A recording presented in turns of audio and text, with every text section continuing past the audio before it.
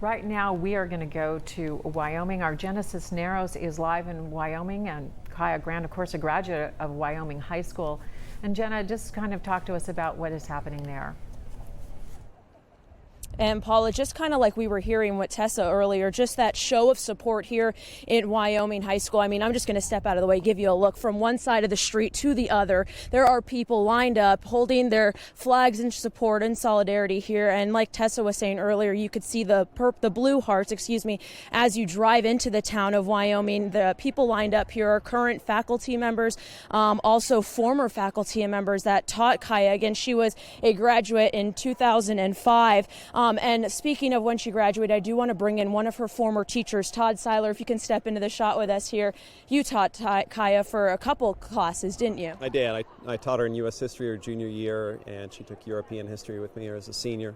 And I remember her in my study hall as a freshman. And, going back to her freshman year, she was just somebody who was always very kind, friendly, but she had a little bit of a reserved personality. Once you got to know her, she was great.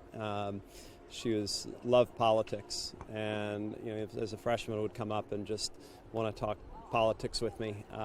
She volunteered on a number of political campaigns, and just the kind of student who you could tell wanted to serve.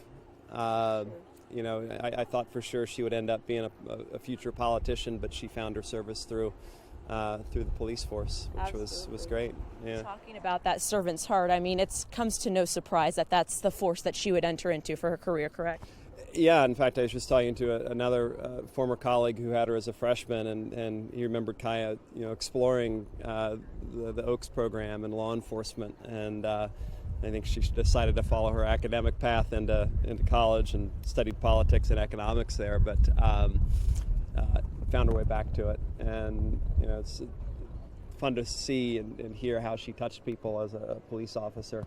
That same kind of warm personality, reaching out to them, and that was just consistent with who she was as a student too. Sure, that smart, articulate type of personality and student she was, like you mentioned, just translated to her workforce. I mean, seeing her represent the Wyoming community like that, I mean, as a teacher, what's that like for you? Well, we're proud. I mean, we've got, you can see the community always comes together in times like this. I think that's what makes Wyoming special. We have great kids. And across the board, our kids, and I think it starts with families, but it takes a village, right? And so when you have great kids to work with, it makes our job just that much more fun. Sure, and being able to see the community come together like this. I mean, like we just said earlier, from one side of the street to the other, given the coronavirus and this social distancing, people are still out here showing their support. I mean, seeing that, what's that like living here? Well, it's why we live here. You want to give your kids something that I think is unique, and Wyoming has just had that reputation. I grew up here and knew that this was the kind of community where you want to raise a family, and that's why. It's just hometown values, right? So.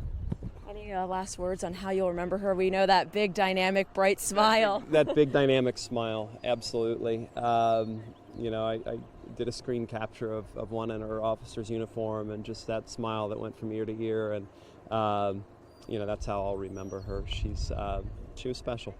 Absolutely. Well, thank you so much for joining us. I really appreciate it. Again, throughout all morning, you're going to see people remembering and honoring fallen officer Kaia Grant's life here, and you can keep checking in with us. We're going to keep trying to bring in more teachers that knew her and have just such kind words to speak about her.